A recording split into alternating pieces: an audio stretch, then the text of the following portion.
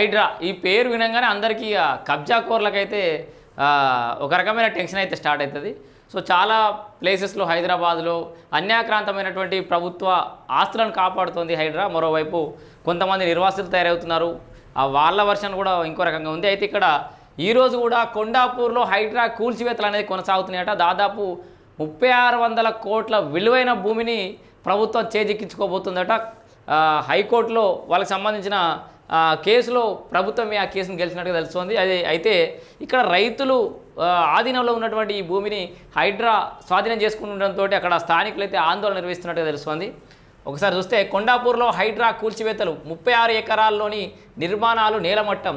దాదాపుగా 36 ఎకరాల్లో ఉన్న నిర్మాణాలను కూడా నేలమట్టం చేసినట. అధికారుల చర్యలపై స్థానికుల ఆందోళన.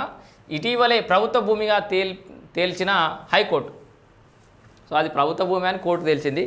Court decision is final. ఎవరైనా రైతులమైనా ప్రభుత్వాలైనా వ్యవస్థలైనా సంస్థలైనా ఏదైనా కోర్టు నిర్ణయమే ఫైనల్ అవుతుంది.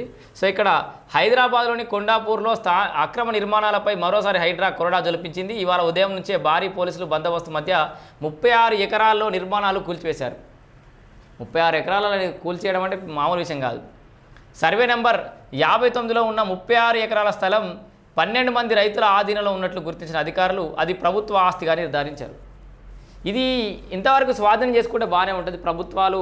ప్రభుత్వ ఆస్తులను కాపాడితే, రికవరీ చేస్తే, ల్యాండ్ బ్యాంక్ ఏర్పాటు చేస్తే భవిష్యత్ తరాలకు ఉపయోగపడుతుంది, కరెక్టే. కానీ దీన్ని మళ్ళీ ఏదో పేరు చెప్పి వేరే ఇంకేమనుకో అంటగట్టకుండా ఉంటే చాలు, ఆడికే సంతోషం. ఎందుకంటే ప్రభుత్వం భూమి దగ్గర స్వాధీనం చేసుకుంటే తప్పే లేదు.